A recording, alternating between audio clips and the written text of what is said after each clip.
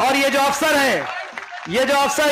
मैं आपको बताना चाहता हूं, जिस दिन यहां से लोकसभा का चुनाव आप जिता दोगे, सबसे पहले अफसरों को पता चल जाएगा कि भाई राज बदल गया, 3 महीने बाद ये सरकार में आएंगे। आज रोहतक लोकसभा सीट पे सबकी नजर है। पूरे प्रदेश में, पूरे देश में रोहतक लोकसभा सीट एक बहुचर्चित सीट है और सबकी नजर भी इस पे है और पूरी भारतीय जनता पार्टी का निशाना भी।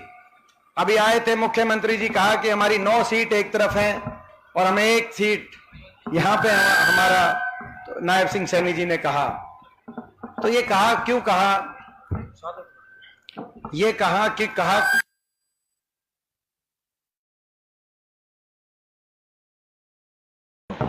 ठीक, हेलो आवाज ठीक है? ठीक आवाज आ रही है। तो उन्होंने जो बात कही वो क्यों कही, कोई व्यक्तिगत मुझसे किसी की कोई वो नहीं है कि भाई कोई व्यक्तिगत कोई किसी से विरोध हो।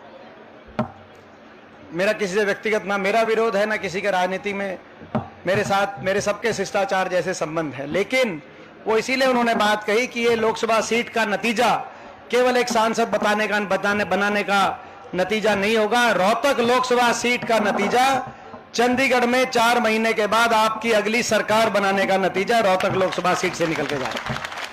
इसीलिए ये सीट पे सबकी नजर है। आपको पता है पिछली बार थोड़ी सी वोटों से रह गए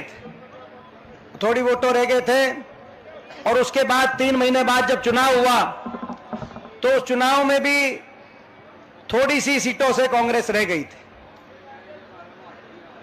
बीजेपी और कांग्रेस में मात्र 3900 वोटों का फर्क था। पिछले 2019 के लोकसभा चुनाव के बाद हुआ जो विधानसभा चुनाव में 3900 वोटों का फर्क बीजेपी में और कांग्रेस में।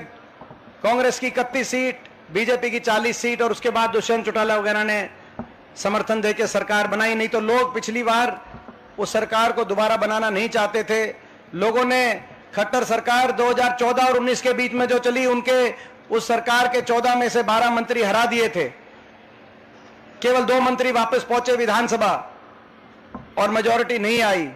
वो फर्क इतना ही था कि अगर हम यहां से रोहतक जीत जाते तो उसी दिन निकल जाते, और आप समझ सकते हो पिछली बार ही हरियाणा के अंदर सत्ता परिवर्तन हो जाता, अपने इलाके में राज आ जाता, और अपने इलाके में राज आ जाता तो अपना इलाके के विकास कार्य आगे बढ़ जाते। ये ठीक कह रहा हूं, गलत कह रहा हूं? आपने देखा जब 10 साल अफसर मिला, हुड्डा साहब के हाथ में कलम आई, मुझे आपने यहां से अफसर दिया, तो उन 10 सालों में हमने कोशिश करी कि हमारे इलाके की तस्वीर सुधरे, हमारे इलाके का विकास कार्य आगे बढ़े। कहीं उससे पहले अब याद करो, ये रोहतक रोड ये भी पूरा हाईवे नहीं था। कहीं ये 4 लेन हाईवे डबवाली तक गया, 6 लेन, कहीं बाईपास इस तरफ के बना। तो फुटवेयर पार्क हमने बहादुरगढ़ में बनवाया, जहां योकोहामा जैसी बड़े बड़े उद्योग लेके आए। तो बहादुरगढ़ के अंदर मेट्रो, ये वही मेट्रो है जो दिल्ली सरकार मना कर गई थी, कि दिल्ली सरकार ने कह दिया था कि हम ये मुनका से आगे का पैसा नहीं देंगे। और हरियाणा सरकार की क्योंकि कलम आपके बेटे इस इलाके के चौधरी भूपेंद्र सिंह हुड्डा जी के हाथ में थी, तो हमने प्रयास किया, दिल्ली से कमलनाथ से बात करी और उन्होंने कहा कि भाई मैं मुनका के आगे का सारा पैसा हरियाणा देगा, लेकिन मेट्रो बहादुरगढ़ आएगी, और भैतो बहादुरगढ़ उस समय आई।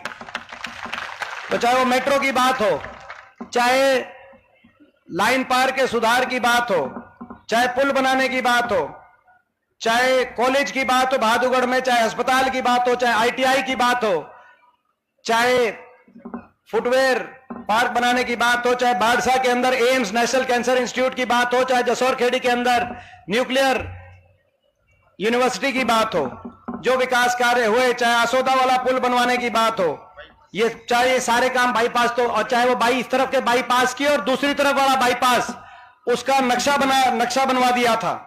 आपको याद होगा जब हमारी सरकार गई तो 2 काम अधूरे रह गए थे। एक तो लाइन पास पे जब पुल बनवाया तो सबने कहा कि आप अंडरपास भी मंजूर कराओ, तो उसमें हमने पार्क वगैरह सारी लाइन पार्क का सुधार कर दिया था, पार्क वगैरह बनवा के अंडरपास हमने मंजूर करा दिया था मैंने। और यह था कि भाई बनना था, टेंडर भी हो गए थे, पत्थर भी रख दिया था और परली तरफ का बाईपास के लिए नक्शा बनवा दिया था। लेकिन 10 साल में जिसका टेंडर हो गया था अंडरपास का, पैसा मंजूर, उसका काम भी ठीक से नहीं करवाया, वो अंडरपास भी, मैं गलत तो नहीं कह रहा, और दूसरी तरफ वाला बाईपास का नक्शा तो पता नहीं कहां 10 साल तक जिक्र भी नहीं आया। आप समझ सकते हो, ये विकास की प्रक्रिया पटरी से उतर गया हरियाणा प्रदेश, और विकास की पटरी से उतर गया हमारा इलाका। इसको दोबारा से विकास की पटरी पे लाना है, विकास का पहिया दोबारा घुमाना है, परली तरफ का बाईपास और बहादुरगढ़ में दिल्ली की तरह एक रिंग रोड बनवाना है, यह हमारा संकल्प। और मैं कहना चाहता हूं, यह आपको कहने की जरूरत नहीं, यह अफसरों को भी पता है। जिस दिन यहां का नतीजा आएगा, जिस दिन यहां का नतीजा आएगा और यहां से रोहतक से हम जीतेंगे, उसी दिन हरियाणा के अंदर तय हो जाएगा कि अगली सरकार हरियाणा के अंदर आपकी बनेगी। और जिस दिन यहां का नतीजा तय होगा, उसी दिन ये जो अफसर हैं जिन्होंने पिछले 10 साल में, क्योंकि सरकार नहीं थी आपकी, यहां के मुख्यमंत्री खट्टर साहब रहे, खट्टर साहब पूरे 10 साल में बहादुरगढ़ में कितनी बार आए, मैं आपसे पूछना चाहता हूं। ये अपनेपन की बात होती है। देखो, 2 काम होते हैं सरकार के, काम करना और सबका मान सम्मान करना, सबकी सुनवाई करना। मान सम्मान करने के लिए लोगों के बीच में रहना पड़ता है। मैं पूछना चाहता हूं, कोई बहादुरगढ़ में काम किया इन्होंने?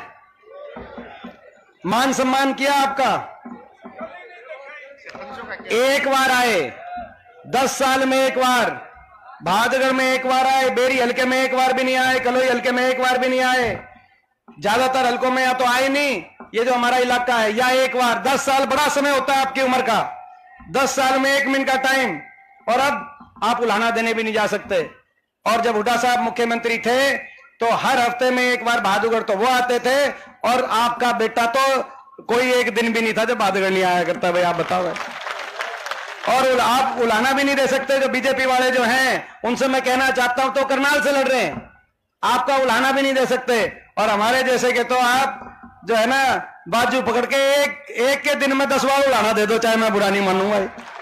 तो कम से कम ये तो समझो कि भाई किसको उन जो आए नहीं 10 साल में एक बार, आप 10 साल में अगर एक बार तमिलनाडु जाओ या कि कहीं दूर जाओ, वहां का आपको क्या पता कौन से गांव का क्या काम है, कौन से शहर का क्या काम है, क्या काम रुका हुआ। मेरे को तो, मेरे दिल में तो एक एक गांव का विकास का नक्शा, एक एक व्यक्ति का, तो भाई राज दोबारा से आएगा, अपने अधूरे काम भी होंगे और अपने लोगों के काम भी होंगे। मैं कहना चाहता हूं आपको, और विकास का पहिया फिर घूमेगा, हमारा संकल्प है, विकास का पहिया फिर घूमेगा।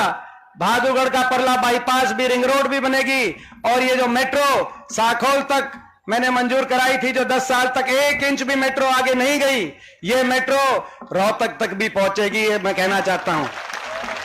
और ये जो अफसर है, ये जो अफसर मैं आपको बताना चाहता हूं, जिस दिन यहां से लोकसभा का चुनाव आप जिता दोगे, सबसे पहले अफसरों को पता चल जाएगा कि भाई राज बदल गया, 3 महीने बाद ये सरकार में आएंगे, उसी दिन मेट्रो की फाइल बना लेंगे कि रोहतक तक की मेट्रो की फाइल, उसी दिन बाईपास की फाइल बना लेंगे। और जब 1 नवंबर को आपका राज बनेगा, तो जिस दिन राज बनेगा उसी दिन चंडीगढ़ आ जाएंगे कि जी बताओ तारीख दो, तो आपको पत्थर कब रखना है, तारीख दो।